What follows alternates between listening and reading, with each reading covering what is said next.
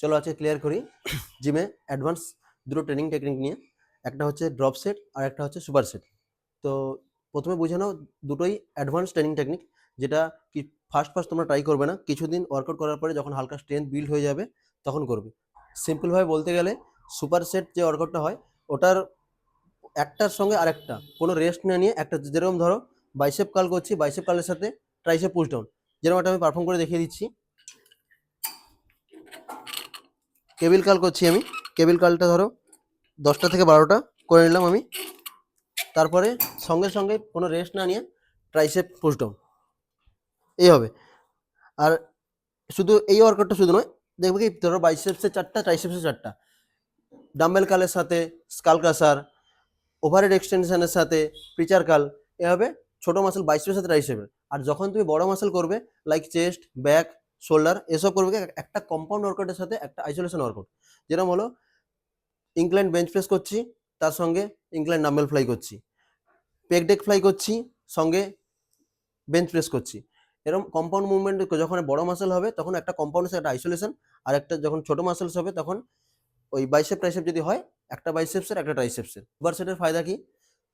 Time বাঁচায়, যখন তোমার টাইম কম থাকবে দুটো একসঙ্গে করে নিলে টাইমটা বাঁচায়, পাম্প ভালো আসে, ক্যালোরি বেশি বার্ন হয়, আর এন্ডুরেন্স বাড়ায়।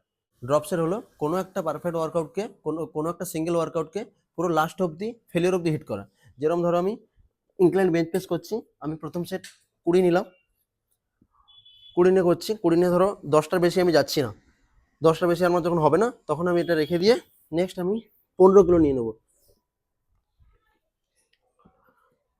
15 কিলোতে সেম যখন 10টা 11টার বেশি যাবে না তখন এটা রেখে আমি নেক্সট ওর থেকেও আর একটু কম যেটা হয়, এখন আমি 12.5 নিচ্ছি, তোমরা চাইলে 10ও নিতে পারো। এটাকে সেম লাস্ট অব্দি হিট করা, আর পারলে পেছনে কাউকে কোনো একটা সাপোর্টার রেখে দেবে, তো তাহলে তোমার প্রত্যেকটা মাসেল খুব লাস্ট অব্দি এবং ফেলিওর অব্দি হিট হয়ে যাবে। ড্রপ সেট একটা মাসেলকে পুরোপুরি এক্সিস্ট করা হয়, হাইপারট্রফি অনেক বেশি, মাসেল গ্রোথের জন্য, আর ইন্টেন্সিটি বাড়ায়। ফ্যাট লস বা ওয়েট লস করতে হলে সুপার সেট খুব ভালো, কারণ এটা ক্যালোরি বেশি বার্ন হয়। আর যদি তুমি মাসেল গ্রোথ করতে চাও তাহলে ড্রপ সেট খুব ভালো, কারণ এটা মাসেল পুরো লাস্ট অবধি ফ্যাটিক হয়। জিমে যদি তোমার টাইম কম থাকে তুমি সুপার সেট করতে পারো। আর যদি তুমি ভাবো যে কোনো মাসেলকে পুরো লাস্ট অবধি হিট করো, মাসেল গ্রো যেন ফাস্ট হয়, তার জন্য তুমি ড্রপ সেট করতে পারো।